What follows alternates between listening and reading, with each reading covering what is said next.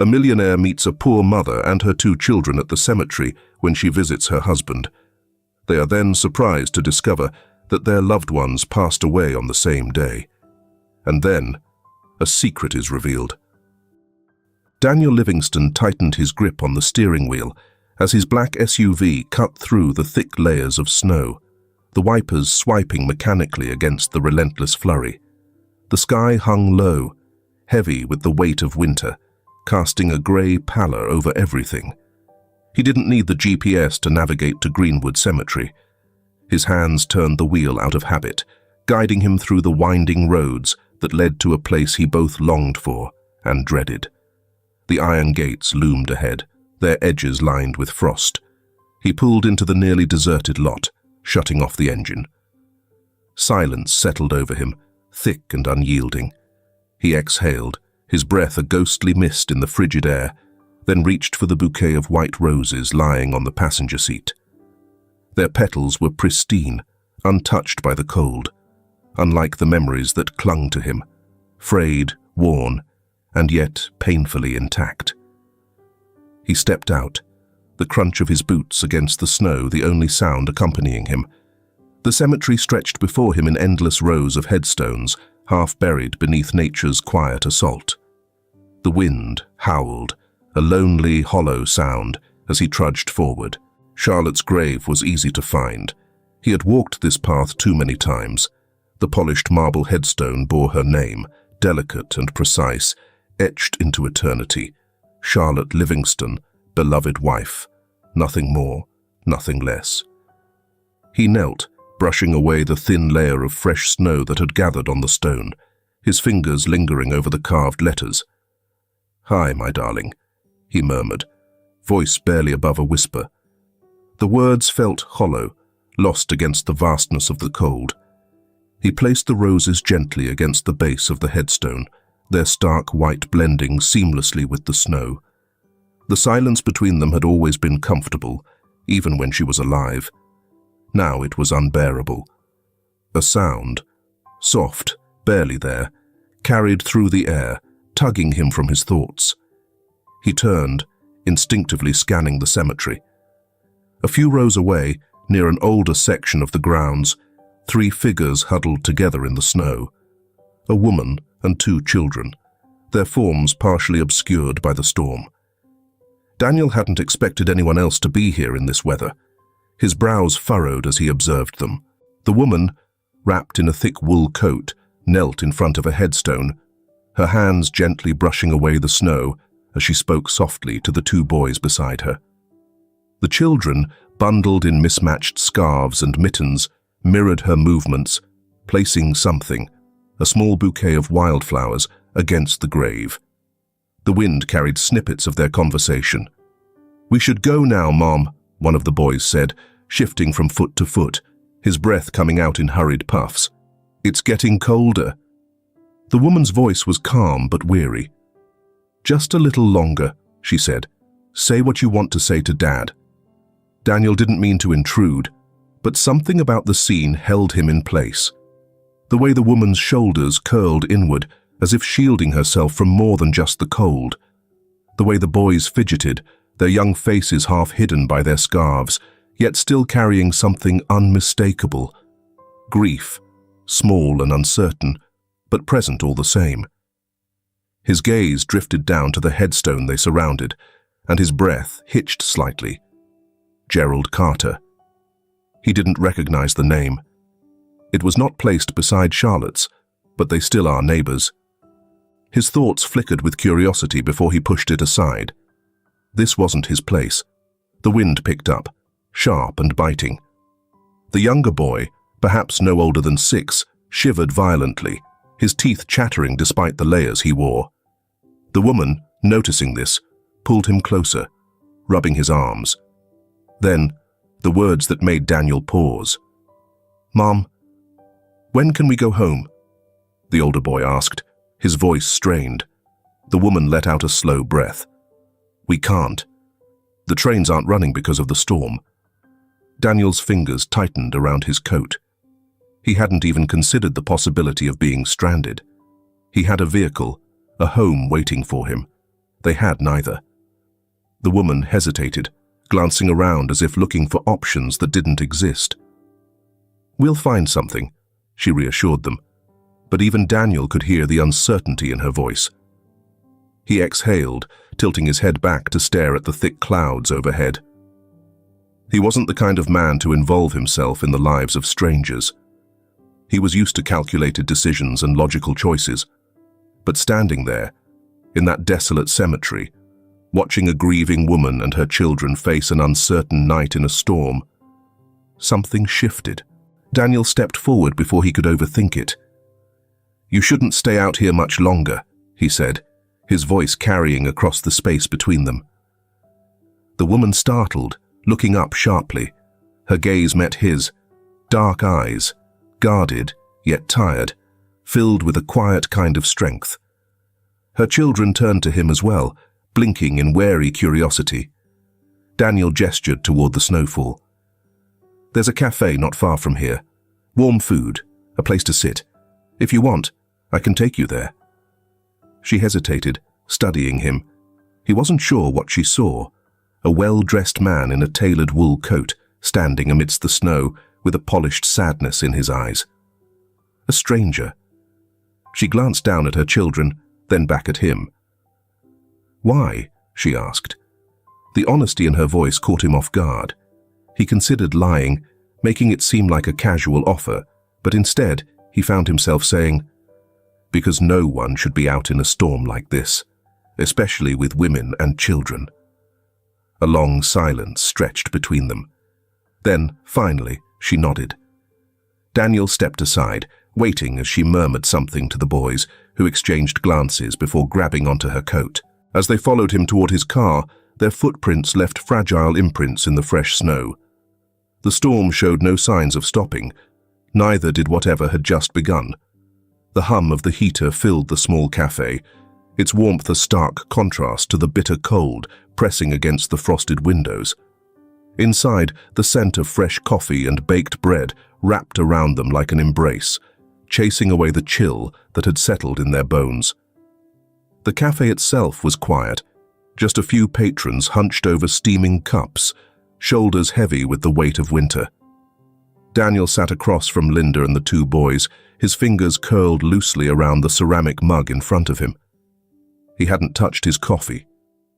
The heat pressed against his palms, but his mind was elsewhere, still lingering in the cemetery, still replaying the moment he saw them standing by Gerald's grave. The boys, Roy and Joe, tore into their sandwiches, their small hands barely able to hold the thick slices of bread. Their faces, once pinched with cold, were now flushed with warmth. Occasionally, Roy would glance up at Daniel as if gauging the presence of this stranger who had unexpectedly entered their day. Linda, however, remained cautious. She kept her back straight, her hands wrapped around her cup, eyes darting between her children and Daniel. The flickering candlelight on the table cast soft shadows across her face, making the exhaustion there more apparent. "You're kind," she said at last, her voice measured. "But we don't usually accept things from strangers." Daniel met her gaze, expression unreadable. "Then it's a good thing I won't be a stranger for long." Joe, still chewing, perked up. "What's your name?" "Daniel," he said, glancing between them. "Daniel Livingston." Linda hesitated, then nodded. "Linda Matthews, and these are my boys, Roy and Joe." Joe swallowed hurriedly and grinned. "I'm 6. Roy wiped crumbs from his mouth with the back of his hand. "I'm 8. Daniel almost smiled at the way Roy emphasized the extra years, as if they made all the difference in the world. "Nice to meet you both." Joe tilted his head. "Are you a dad?" Linda's hand tightened slightly around her mug. The question was innocent, but Daniel felt the weight of it settle in his chest like a slow-moving ache. "No," he answered, his voice quieter now. "I never had kids." Roy furrowed his brow, as if this was an unexpected response. "But you had a wife." Daniel inhaled slowly, letting his fingers trace the rim of his cup. "I did." He paused, choosing his words carefully. She passed away 2 years ago. A beat of silence stretched between them. Linda exhaled, barely a whisper of breath. "Today?" she asked, almost reluctantly. Daniel nodded. Something flickered in her eyes, not quite pity, not quite surprise. More like recognition, as if she understood without needing further explanation. She lowered her gaze, her thumb running absently over the rim of her cup. "My husband, Gerald," she said after a moment. "He died 2 years ago, too. Same day." Daniel looked up sharply. "What happened?" She let out a soft, humorless laugh. "Car accident. Just like that. He was gone." The weight of coincidence settled between them, heavy and undeniable. Neither of them spoke, but the silence carried meaning. Loss had a way of making strangers familiar. Outside, the snowfall had thickened. The cafe windows were now frosted over, blurring the outlines of buildings and street lamps. A news report played quietly from the television above the counter, the scrolling ticker confirming what they already suspected. Train services remained suspended due to the worsening storm.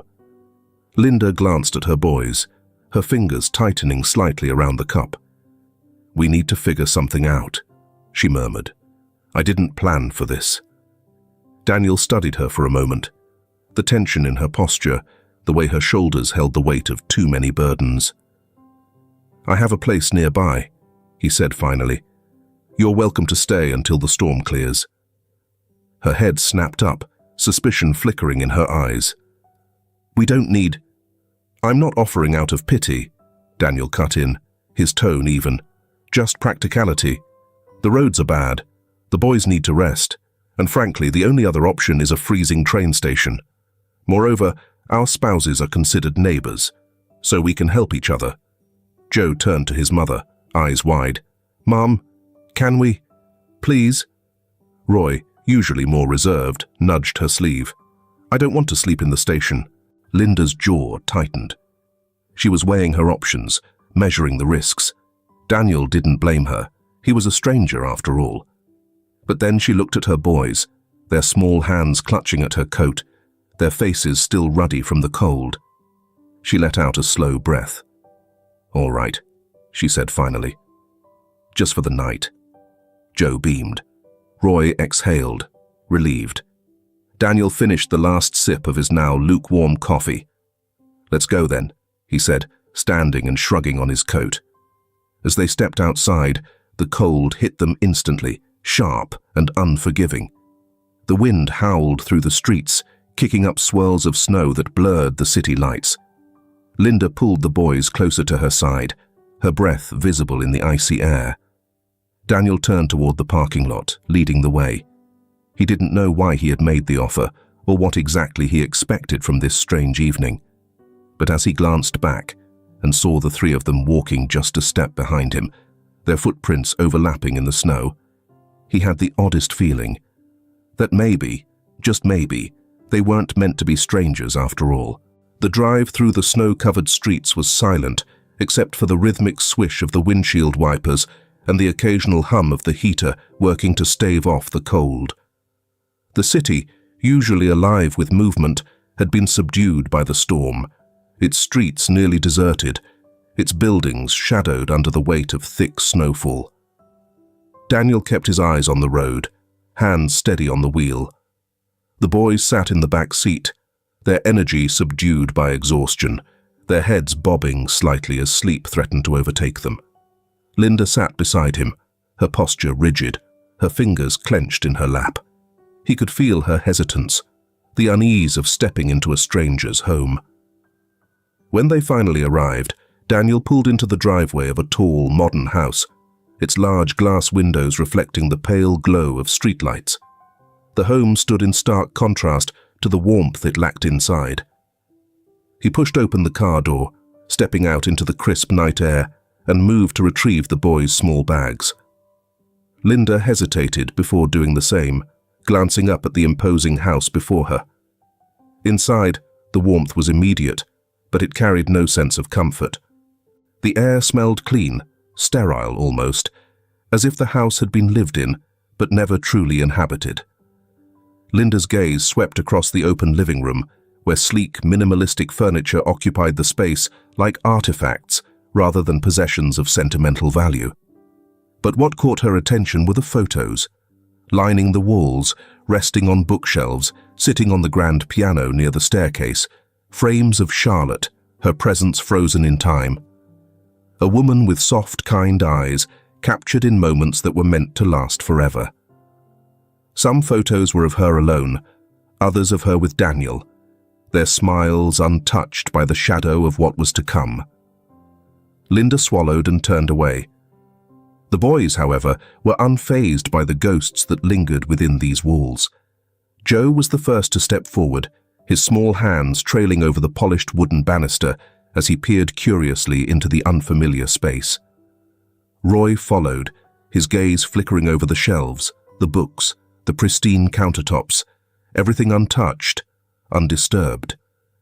Daniel watched them, something unreadable crossing his face before he gestured toward the hallway. "There are 2 guest rooms upstairs," he said. "You can take whichever one you want." Linda nodded, murmuring a quiet thanks, and led the boys toward the stairs.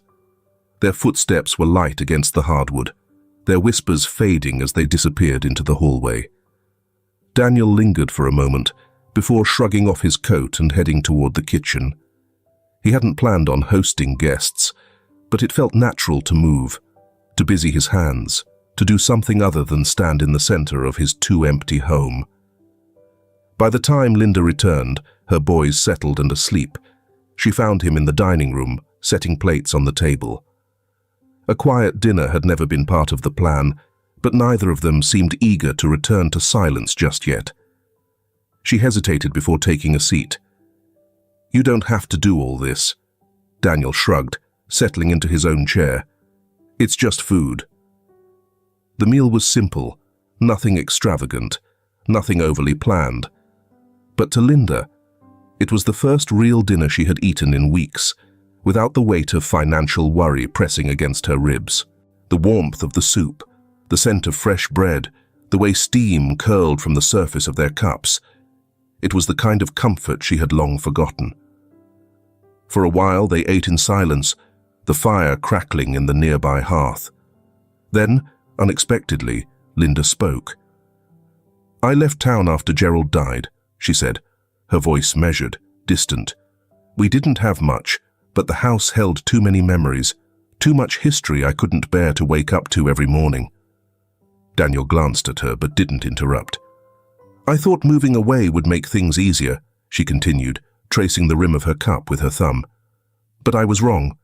Starting over is hard when you have nothing to start with." Daniel leaned back slightly, considering her words. "I get that," he murmured after a moment. "After Charlotte passed, I buried myself in work. I thought if I kept moving, kept filling my time with distractions, I wouldn't feel the emptiness. But it doesn't work like that." Linda exhaled softly. "Number, it doesn't." They didn't need to elaborate.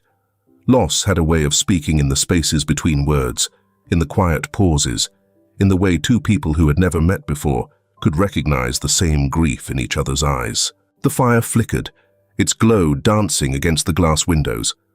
Outside, the snow continued to fall, layering the world in white, covering the roads, the rooftops, the footprints they had left behind. For the first time in a long while, the house didn't feel quite so empty. The storm continued its relentless siege on the city. Snow piled higher against windows, and the world outside remained locked in an eerie silence, the streets empty, the sky a swirling mass of white. Inside Daniel's house, time moved differently. The first morning was quiet. Linda woke early, expecting the discomfort of sleeping in a stranger's home to have kept her restless, but she had slept deeply. For the first time in what felt like months, exhaustion had given way to something else. Stillness. She padded down the grand staircase cautiously, half expecting to find the house in the same rigid, museum-like state as the night before. But the smell of coffee reached her first. The kitchen was already occupied. Daniel stood by the counter, one hand around a steaming mug, the other flipping through the morning news on his phone. He glanced up when she entered. "Coffee?" Linda hesitated before nodding. "Please." He poured a cup and slid it across the counter. They didn't exchange pleasantries, just sipped in silence, the kind that wasn't unfriendly, just unfamiliar. Upstairs, the boys were beginning to stir, their muffled voices traveling through the halls. It wasn't long before they thundered down the steps, their hesitation from the previous night all but forgotten. From then on, something shifted. Days passed, and the storm showed no sign of relenting. Roads were buried, public transport remained suspended, and the city all but disappeared beneath the relentless snowfall. They were stuck. And yet, instead of the unease Linda had expected, a quiet rhythm began to form. Roy and Joe adapted quickly. By the second day, the initial stiffness of being in a stranger's house faded, replaced by the uninhibited energy only children seem to possess. They explored cautiously at first, then boldly, racing down hallways, peering into bookshelves, pressing their faces against the frosted windows to watch the storm. Joe took a liking to the piano in the corner of the living room, pressing the keys experimentally before plopping down on the bench. Roy, more reserved, took his time studying the house, running his fingers over the spines of books, examining the family photos on the walls with a quiet curiosity. Linda watched as Daniel softened around them.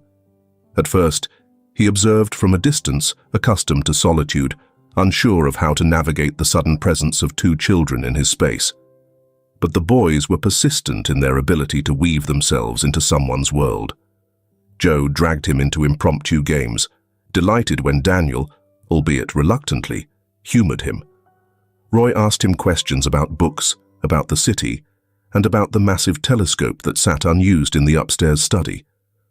One evening, Joe shoved a pillow at Daniel, grinning. "You don't laugh a lot," he declared, as if it were an offense. "Do you ever have fun?" Linda had expected Daniel to brush it off, but instead he leaned back on the couch, raising an eyebrow.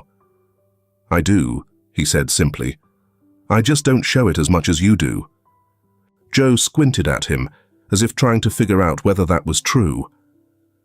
Linda, standing in the doorway, watched the exchange unfold.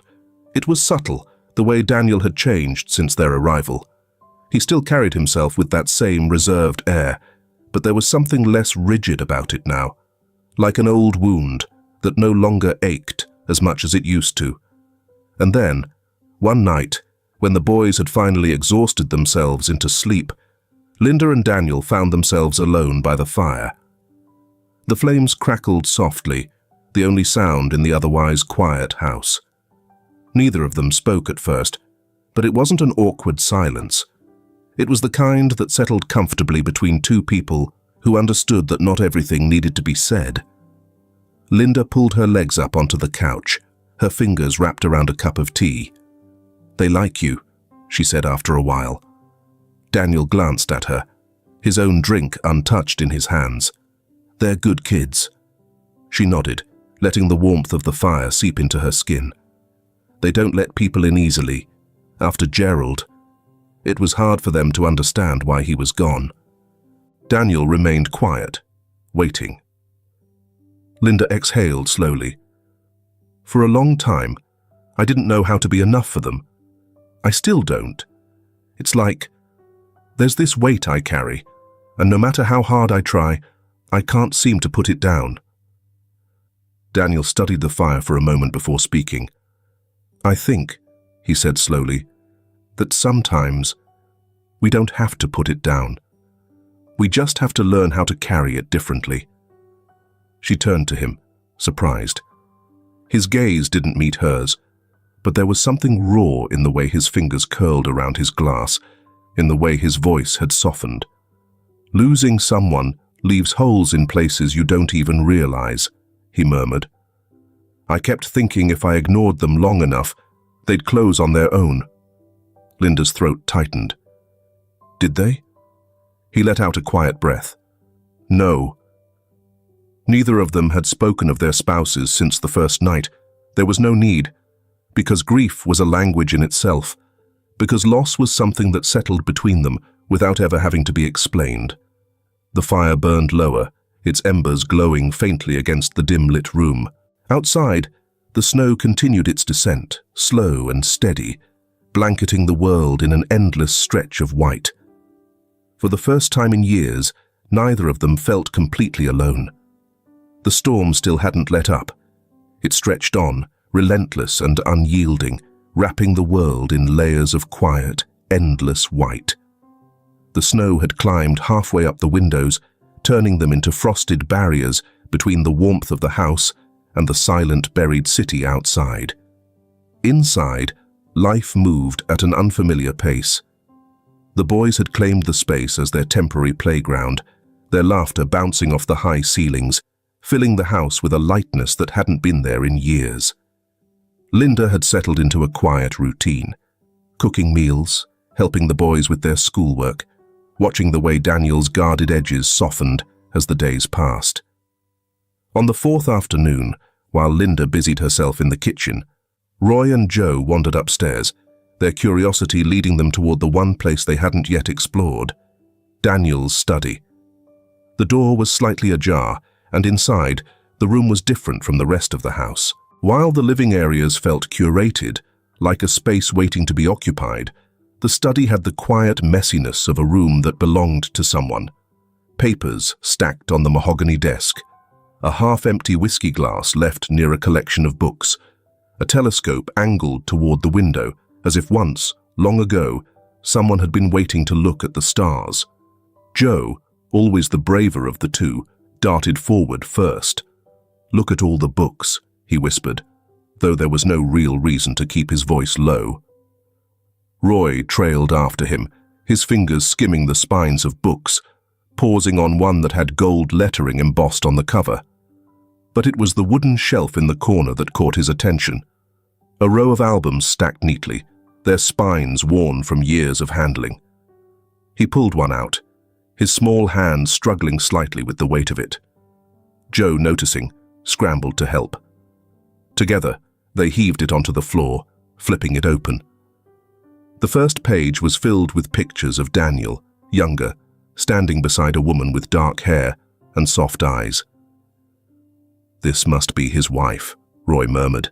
Joe squinted at the images, his small fingers tracing over a particularly beautiful photo of Charlotte, standing on a beach, wind in her hair, a soft smile on her lips.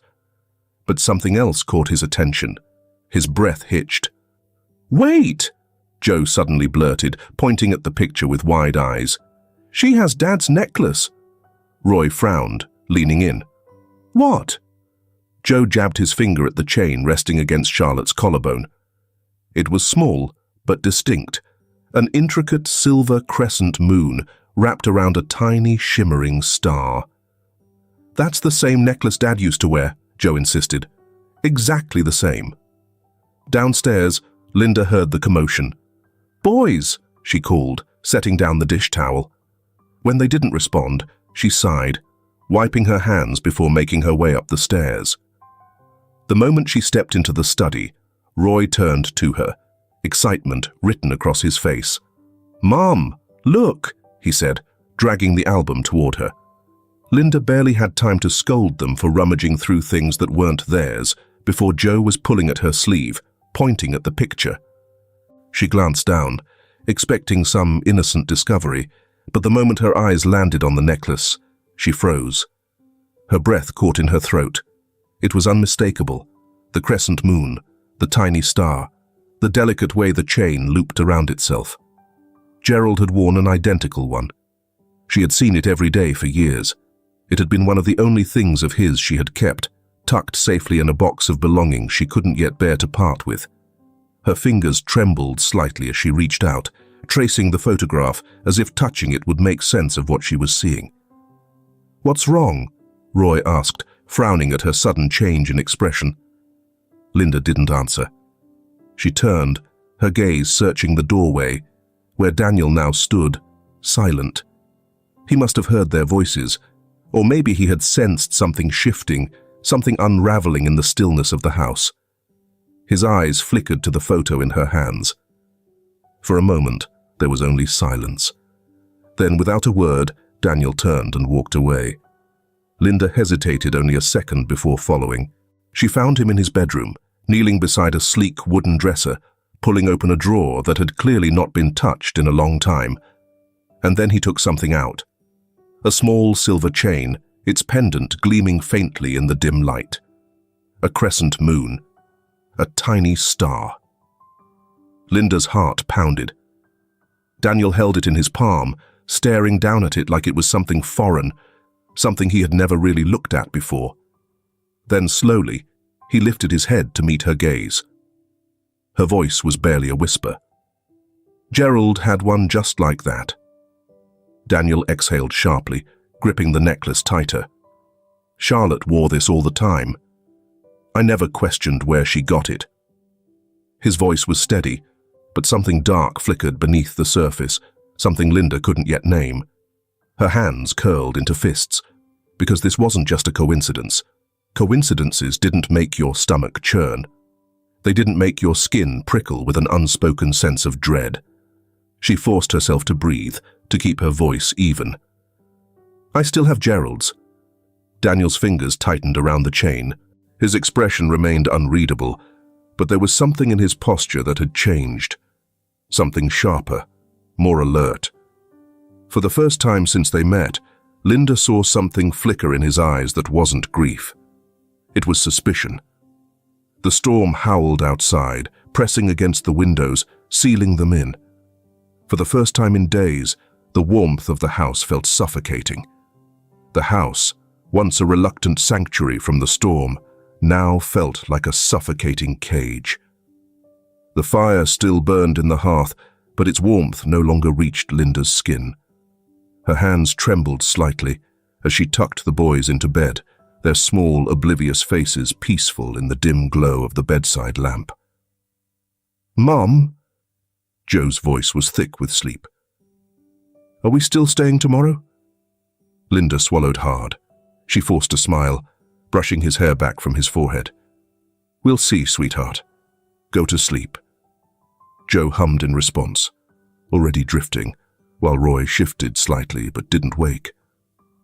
Linda lingered for a moment, watching the steady rise and fall of their chests, grounding herself in their presence, before she finally turned off the lamp and slipped out of the room.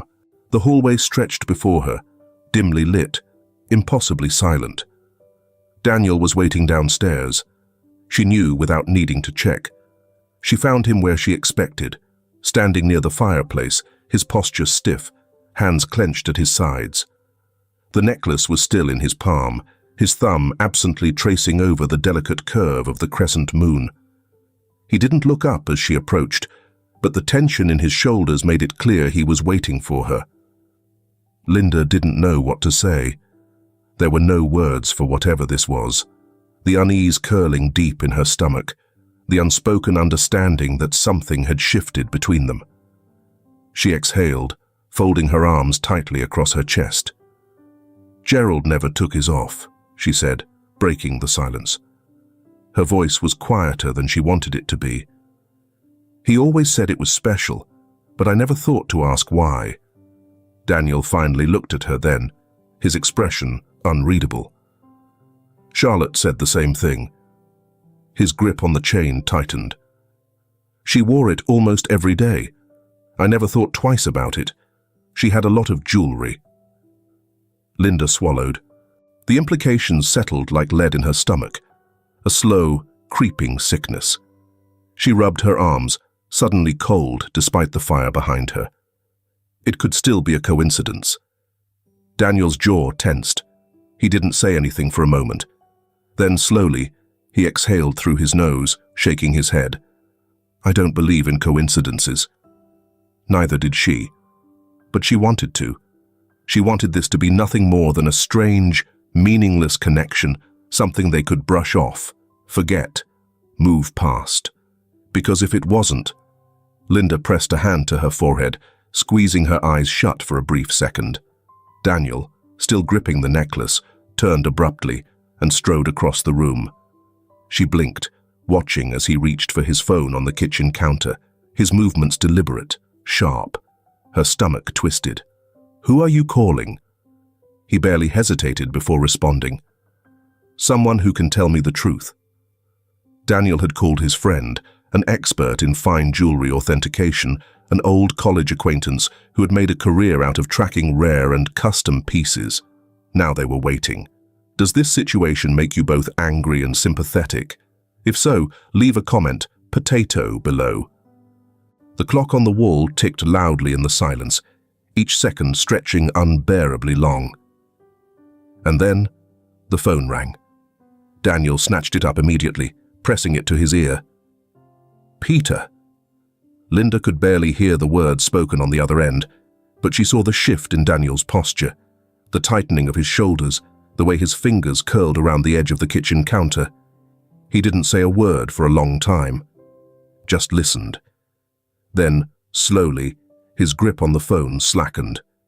His expression changed, something between understanding and something darker, something Linda didn't want to name. He exhaled sharply. "You're sure?" Another pause. Then finally, he muttered a quiet, "Yeah, thanks." The call ended. Linda sat frozen, watching him. What did he say? Daniel didn't answer immediately. He placed the phone down carefully, as if his hands no longer trusted themselves. He let out a slow breath, his voice flat, almost detached. "The necklace," he said, holding it up between his fingers, watching it catch the firelight. "It was never sold in stores. It wasn't mass-produced." Linda's stomach twisted. "Then what?" "It was custom-made," Daniel cut in, his tone sharp. "Designed specifically as a matching set, meant for a pair." Linda's breath caught in her throat. His next words hit like a knife. They were made for lovers. The weight of the truth crashed down, suffocating. Linda shook her head, gripping the edge of the table as if the world had suddenly tilted. "No." Daniel's voice was quiet, but there was no room for doubt. "It makes sense, doesn't it?" He turned the necklace over in his palm, his jaw tight. "Charlotte had this for as long as I can remember. You said Gerald never took his off." Linda pressed a hand against her stomach, as if that could steady the nausea rising inside her. "That doesn't mean—" "It means everything," Daniel said, his voice rough. He looked at her then, really looked at her, and the pain in his eyes was undeniable. "Linda, if these were made as a set, then there's only one explanation." She didn't want to hear it, didn't want to say it, didn't want to believe that the two people they had loved, the two people they had mourned, had carried pieces of each other in plain sight, as if it had been some cruel joke they hadn't known they were a part of. "They were together," Linda whispered, the words barely making it past her lips. Daniel said nothing, because there was nothing left to say. Outside, the storm howled, sealing them in with the truth. The house felt like a time bomb. Days passed in unbearable silence, each one heavier than the last.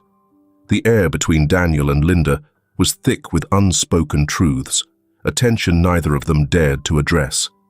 They avoided each other's eyes, moving through the house like strangers occupying the same space. For the sake of the boys, they pretended. Roy and Joe, oblivious to the storm raging beneath the surface, continued to fill the house with their laughter and chatter, running down hallways, pleading for another round of hot cocoa, curling up by the fireplace with their books. Linda forced smiles, answered their questions, and tucked them in at night.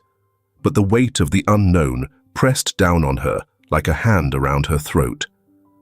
Daniel barely spoke. He busied himself with small tasks, tending the fire, answering emails, pretending to read. But Linda could see the way his hands tightened around his coffee cup, how his shoulders remained rigid, even in moments of stillness. They were both waiting. Then, one evening, the call came. Daniel answered before the second ring, his voice clipped and sharp. "Tell me what you found." Linda, standing just a few feet away, held her breath. The voice on the other end, Elliot, the investigator Daniel had hired, spoke quickly and efficiently, and then the world cracked open. Gerald and Charlotte had been seeing each other for over a year. Linda's knees nearly buckled. Daniel gripped the edge of the desk, his knuckles white. "What?" "Affair started around 13 months before their deaths," Elliot continued, unbothered by the devastation in his voice. "Mostly met at hotels in the city. The same ones, booked under different names. Bank statements show multiple transactions, dinners, weekend trips, private getaways. Not exactly discreet." Linda sat down heavily in the chair across from Daniel's desk. Her head was spinning, a sickening wave of realization crashing over her. This doesn't make sense," she whispered. "Gerald was always home. He was with the boys. Maybe he was. And maybe he was with her when he wasn't." Elliot's voice remained clinical and detached. "There's more." Daniel clenched his jaw. "Go on." "The necklaces. They were commissioned by Charlotte. She placed the order 6 months into the affair. Had them custom made by a high-end jeweler in New York. Cost a small fortune." Linda pressed a hand to her stomach, trying to suppress the nausea clawing its way up her throat. Daniel's voice was barely controlled. "The night of the accident?" Elliot exhaled. They were together. The words landed like a death blow. A file appeared in Daniel's inbox within seconds. A detailed timeline, receipts and transaction records. Undeniable proof. Linda barely glanced at it before turning away, unable to stomach the betrayal laid out so plainly before her. Daniel stared at the screen, unmoving. His hands trembled slightly as he scrolled through the evidence, his breathing controlled but shallow. "They were in the car together," Elliot continued, his tone shifting slightly, as if sensing the unraveling taking place on the other end of the line. "They left a hotel about an hour before the accident. Security footage confirms it. They got into Charlotte's car. They were heading back when—" "Enough!" Daniel cut him off, his voice tight, choked. Silence hung between them. Elliot cleared his throat. "I'm sorry, man. I know this isn't what you wanted to hear." Daniel didn't respond. He ended the call. For a long time, neither of them spoke. Then, slowly, Linda let out a shaky breath. "We mourned them." Her voice was hoarse, barely above a whisper. We grieved them, Daniel." Daniel closed his eyes, his grip still locked around the edge of the desk. "We spent 2 years missing them," Linda continued, her voice rising with every word. "We thought they were the love of our lives, and the entire time they—" She broke off, pressing a hand to her mouth, forcing herself to breathe. Daniel let out a bitter, humorless laugh. "We built them into saints." Linda shook her head, hot tears burning at the corners of her eyes. "I feel sick. That day I was so hurt that I forgot to look back to see whose car he was in, where he was going, and what he was doing before the accident happened. I naively thought that maybe a colleague, a partner, or any other innocent relationship. I was such an idiot." Daniel finally looked at her, his expression unreadable. "What do we do with this, Linda?" She met his gaze, eyes filled with the same devastation, the same anger, the same loss. She had no answer. Outside, the snow kept falling. The suitcase sat open on the bed, half filled, the zipper unfastened as if waiting for Linda to change her mind. She wouldn't. She couldn't stay. The house, once a reluctant sanctuary from the storm, had become suffocating. Every wall, every hallway, every echo of laughter from Roy and Joe now felt tainted. The warmth that had slowly seeped into this place over the last week had been stripped away, leaving behind something hollow, something fractured beyond repair. Linda folded a sweater, her fingers moving mechanically, her mind distant. Downstairs, the fire crackled in the hearth, but it offered no comfort. The scent of coffee drifted faintly through the air, but she hadn't had a sip. The house felt unnervingly silent, as if it too knew that something was coming to an end. Daniel hadn't asked her to leave, but he also hadn't asked her to stay. And really, what was there to say? She zipped the suitcase, took a slow breath, and stepped into the hallway. The boys were playing in the living room, Roy reading quietly, while Joe flipped through a book, too restless to sit still. They looked so comfortable here, so at ease. For a brief moment, Linda hesitated. Then she reminded herself. This wasn't their home. She crouched beside them, smoothing Joe's hair, resting a hand on Roy's shoulder. "Boys," she murmured. Joe looked up first, his brows pulling together. "Are we going somewhere?" Linda forced a smile. "Yes, sweetheart. The snow is clearing up so we can go home now." Roy frowned. "Already?" Joe twisted in place, looking toward the kitchen where Daniel had been last. "But we were supposed to watch the stars tonight." Linda swallowed. "I know, honey, but we need to get back." Roy's lips pressed together, his gaze shifting toward Daniel as he appeared in the doorway. The man looked tired, more than tired. His expression was unreadable, but his shoulders held the weight of something heavier than exhaustion.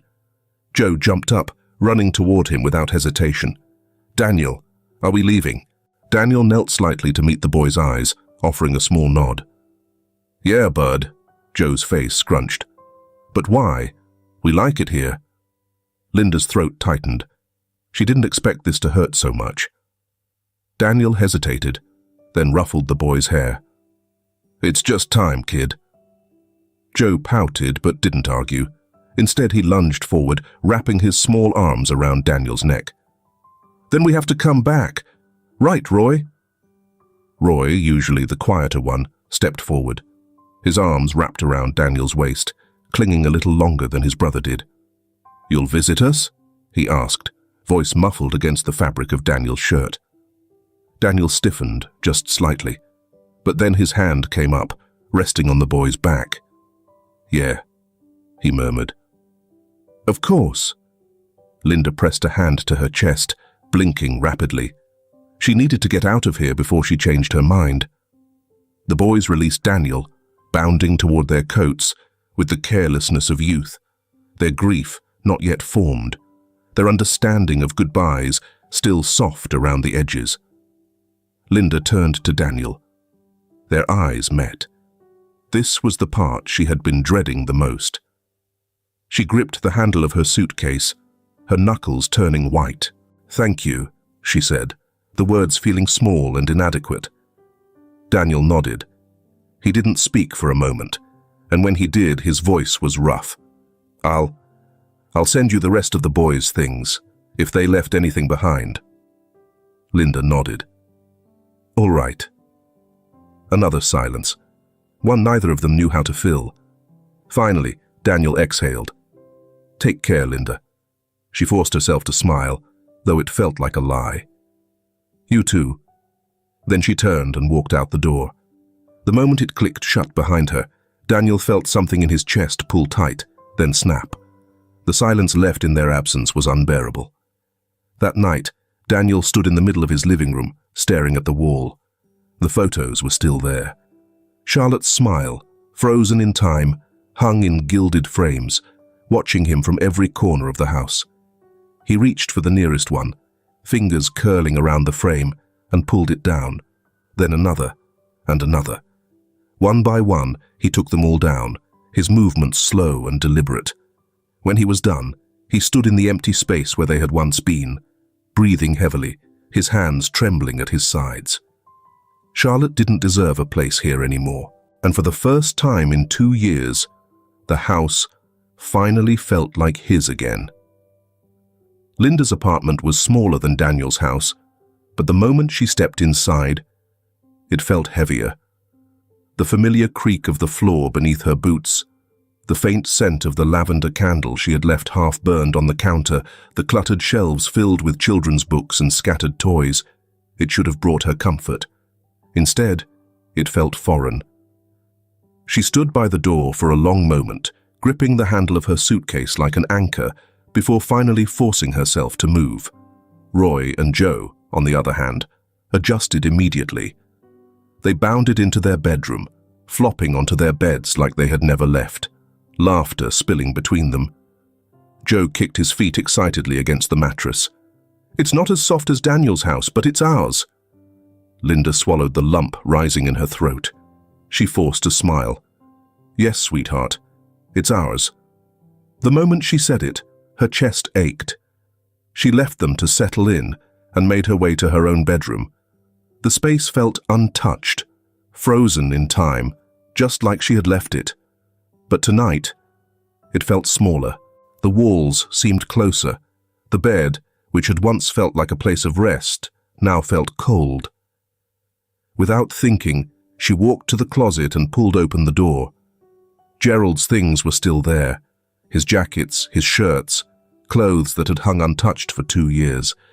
His cologne sat on the dresser, dusted but still carrying his scent. She hesitated, staring at them as if they might suddenly explain themselves, as if they might tell her that she had been wrong. But the truth was already carved into her bones. The man she had loved, the man she had mourned, had never been just hers.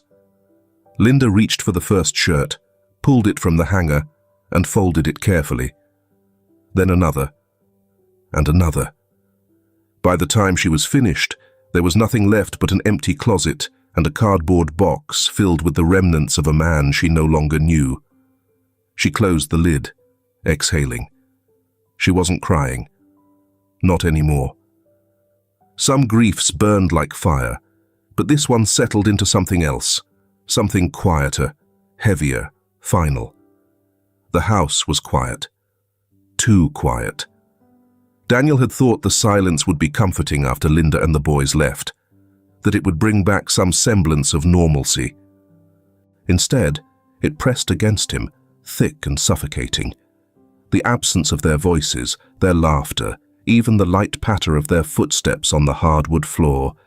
It was like an echo of something unfinished, something unresolved. For the first few days, he threw himself into work. Emails, meetings, reports. Anything to drown out the empty spaces they had left behind. He spent long hours in his office, barely stopping to eat, his mind desperate for distraction. But no matter how hard he worked, the quiet followed him. Every time he walked into the living room, he half expected to see Joe curled up on the couch, flipping through a book, or Roy staring at the telescope, asking about constellations. Every time he passed by the guest rooms, his chest tightened at the thought that they had once been filled with soft whispers and sleepy murmurs. And every time he turned toward the kitchen, he could almost hear Linda's voice, gentle but firm, calling for the boys, laughing at one of their jokes, asking Daniel if he wanted another cup of coffee. He had gotten used to them. And now they were gone. Daniel didn't know what it was, guilt, loneliness, something in between. But one evening, he found himself making a call. The investigator picked up on the second ring. "I need an address," Daniel said without preamble. There was a pause. "Linda Matthews's?" "Yes." Another pause, then a sigh. "You sure about that?" Daniel exhaled, rubbing his temple. "Just find it." The investigator didn't argue. A few days later, Daniel had what he needed, but he didn't know what to do with it. He didn't call her. He didn't text. He told himself it wasn't his place to interfere, that she had made her decision, that she had left because it was the right thing to do. But still, something pulled at him. So, one evening, without overthinking it, he drove to the address. The neighborhood was different from what he expected, modest, a little worn, the buildings standing close together, their windows glowing with warm light. He spotted her apartment number easily enough, parked across the street, and sat there for a long time. He had planned on leaving the envelope anonymously, just a small sum, enough to make things easier for her and the boys. It wasn't charity. He knew Linda wouldn't accept that. But it was something, a gesture, a way to say, "I'm still here, even if we don't talk anymore." But before he could even step out of the car, movement caught his eye. A small face in the window. Roy. Daniel froze. The boy's eyes widened in recognition, and before Daniel could even think of looking away, Roy disappeared from view. A second later, the front door burst open. Daniel barely had time to react before Roy and Joe came barreling down the steps, their excitement radiating through the cold evening air. "Daniel!" Joe yelled, his voice bright, filled with the kind of joy that made Daniel's chest ache. And just like that, his plan of a quiet departure was ruined. The next thing he knew, Roy had grabbed his sleeve, tugging him toward the apartment. "Come inside." Daniel hesitated, glancing toward the open door, his heart hammering. And then, before he could think to stop himself, he let them pull him in. The apartment was nothing like Daniel's house. It was smaller, warmer, lived in. It lacked the towering ceilings and polished, untouched furniture of his home, but it was full in a way his house never was. It smelled of fresh laundry and something faintly sweet, maybe vanilla, maybe whatever candle Linda had left burning in the corner. The walls had scuff marks in places, the couch was well loved, and the kitchen table was cluttered with crayons and unfinished drawings. It wasn't perfect, but it felt real. Daniel stood in the doorway, uncertain, still caught off guard by the way the boys had dragged him inside.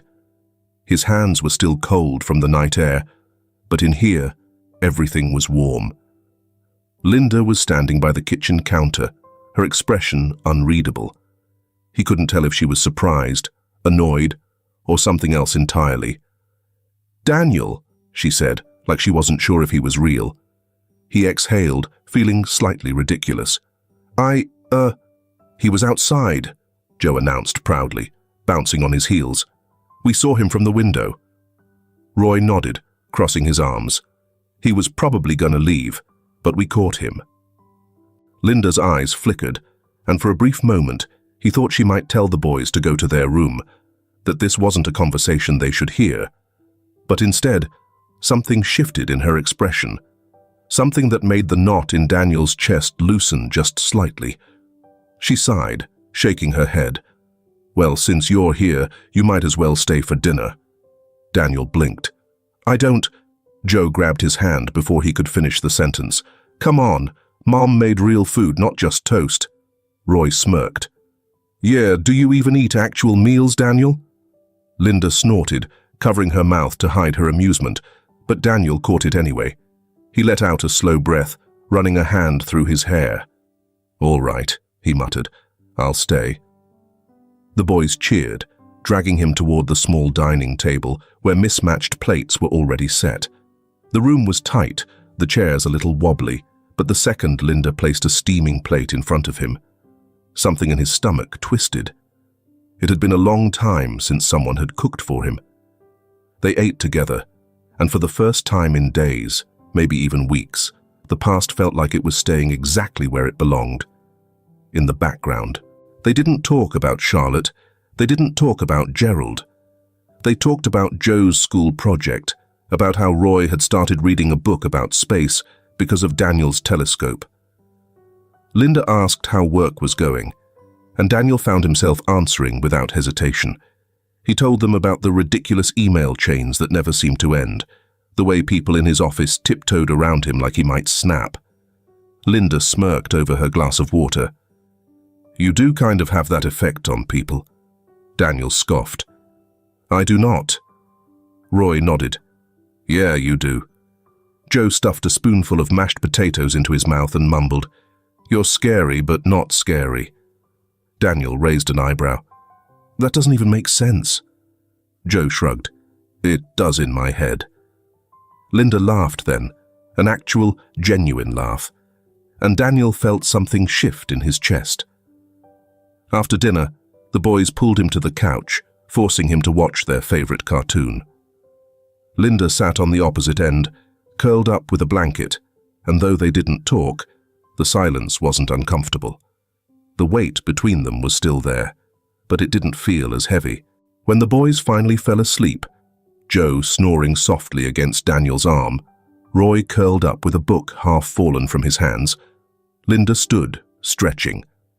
Daniel carefully lifted Joe and carried him to his bed, tucking the blanket around him. Roy stirred slightly, but didn't wake as Linda adjusted his pillow. They met in the hallway after, their voices lower, softer. "I should probably go," Daniel said, rubbing the back of his neck. Linda nodded, but there was hesitation in her eyes. "Yeah." Neither of them moved. After a beat, she exhaled. "Look, Daniel." He looked at her, waiting. She hesitated, then said, "You don't have to stay away." He blinked, caught off guard. Linda sighed. "The boys. They love you. And I know you didn't come here for them, but—" She glanced down the hall, toward their rooms. "They need people who care about them." Daniel swallowed. "And you." She met his eyes, and for a moment, he saw something unspoken there, something neither of them was ready to name. "I don't know yet," she admitted, honest and quiet. "But I don't want you to disappear. And good night, Mr. Livingston." Daniel let out a slow breath, his shoulders loosening. "Okay, my friend," he said. "Yes, friends in every sense." Linda left him a thick blanket and soft pillow in the living room. This house, perhaps this was the warmest moment in the past 2 years. Even his villa. Daniel closed his eyes. Everything blurred, but the future was appearing. He felt something he hadn't in a long time. Like maybe, just maybe, Daniel was heading towards something worth holding on to. The morning came quietly. Daniel woke to the soft sound of movement in the kitchen, the clinking of plates, the gentle hum of a quiet conversation between Linda and the boys. For a moment he forgot where he was, the warmth of the blanket around him, the dim morning light filtering through the curtains. It was unfamiliar, yet strangely comforting. He sat up slowly, rubbing a hand over his face. He hadn't slept this well in years. As he swung his legs over the edge of the couch, the scent of coffee drifted toward him. It wasn't the rich, dark roast he usually drank in his empty house. It was softer, lighter, the kind of coffee that made a home feel lived in. Joe was the first to spot him. The boy beamed, his mouth still full of toast, and waved enthusiastically. "Morning, Daniel." Roy, more composed, simply nodded in greeting. "We saved you some food."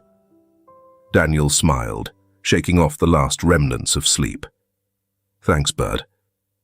Linda turned from the stove, a knowing expression on her face. "Didn't expect to wake up here, did you?" Daniel exhaled, standing. "No, but I can't say I regret it." Linda only smirked and slid a mug of coffee across the counter toward him. He took it without hesitation, their fingers brushing briefly. It was a small moment, but something about it lingered. Breakfast was unhurried and easy. Joe and Roy bickered playfully over who got the last piece of toast. Linda scolded them half-heartedly while Daniel watched, amused by how effortlessly he'd been woven into their morning routine. But soon, reality pressed in. Daniel had to leave. The boys sensed it before he even said anything. Joe frowned as Daniel grabbed his coat, his small hands clutching the sleeve of Daniel's sweater. "You'll come back, right?" Daniel crouched to meet his gaze, ruffling his hair gently. "Yeah, kid, I'll be around." Joe squinted, as if assessing whether he believed him, then nodded solemnly. Roy stood beside his brother, hands in his pockets. "You don't have to just show up outside next time," he said matter-of-factly. Linda let out a soft laugh, and Daniel sighed, running a hand through his hair. "Noted." He turned to Linda then. She was already walking him toward the door, her expression unreadable. Outside, the cold nipped at their skin, but the sun had broken through the clouds, casting a pale golden glow over the snow-covered streets. Daniel lingered, gripping his car keys tightly. He had come here expecting to leave unseen, to drop off an envelope and disappear. But now, as he stood here, watching Linda tuck a strand of hair behind her ear, he realized that wasn't what he wanted anymore. He didn't know what came next. He didn't know if this was just friendship, or empathetic, or healing, or something deeper that neither of them was ready to name. But for the first time in years, he wasn't afraid of the uncertainty. Linda's voice was soft when she finally spoke. "Next time, you don't need to stand outside." Daniel looked at her, waiting. She held his gaze, steady and sure. "We'll be waiting for you." His chest tightened, but not in the way it used to. This feeling, this warmth, was different.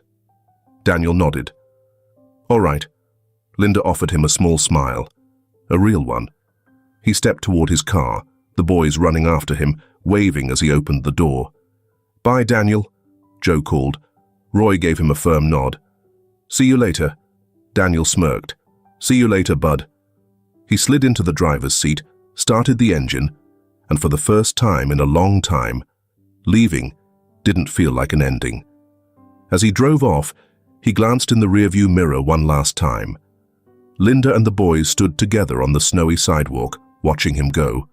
And just like that, the future didn't seem so empty anymore. It wasn't closure. It was a beginning. If this film touches your heart, leave your mark with a like, and don't forget to subscribe to our channel to explore more meaningful stories with us. And if you enjoyed this story, please share it with your friends on WhatsApp. And now, share your feelings with us and tell us your own stories. Every word you share is a building block that helps create our strong and enduring community. Together, we'll create a warm space where everyone can share and connect. Finally, don't miss the incredible stories coming your way soon. We're always here to bring you the best selections, full of deep values, yet entertaining. See you there.